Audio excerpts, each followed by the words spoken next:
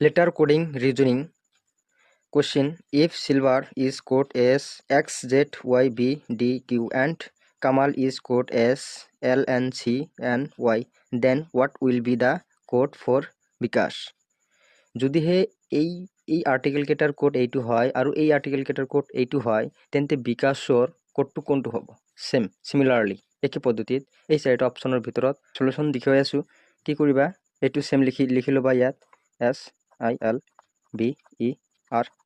আৰু ঠিক এই সিলভাৰৰ তলত মানে এইটোৰ তলত এই আৰ্টিকেল কেইটা ইয়াত ঠিক তলত লিখিবা Z, X, Y, B আৰু D, Q। ঠিক একই পদ্ধতিত এইকেইটা লিখি ল'বা ইয়াত ইফালে K, A, M, A, L, Kamal L, N, একে তলত লিখিবা L, N, C, N, Y। So similarly এইটো বিকাশ ইয়াত লিখি ল'বা। তোমালোকক দেখুৱাই আছো কেনেকৈ কৰিব লাগিব। BIKAS বিকাশ। এই এছৰ হলনি কি আছে? ইয়াত বিকাশ বিৰ হলনি কি আছে? তোমালোকক দেখুৱাইছো এই বিৰ হলনি কি আছে? এই বি আছে।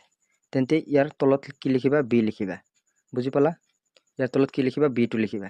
তাৰপিছত ইয়াত আই আছে, আইৰ হলনি কি আছে? এক্স আছে, এইটো লিখি ল'বা এক্স। তাৰপিছত কেৰ হলনি কি আছে? কেৰ হলনি এল আছে, এইটো এল টো লিখি ল'বা।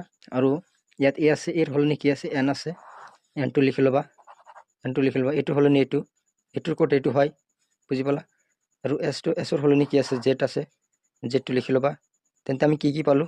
B, X, L, N, Z. Option number সিত আছে, এটোতো নাই। বি, এক্স, এন, এটো নাই, এটো কাটা, এটো কাটা, এটো কাটা।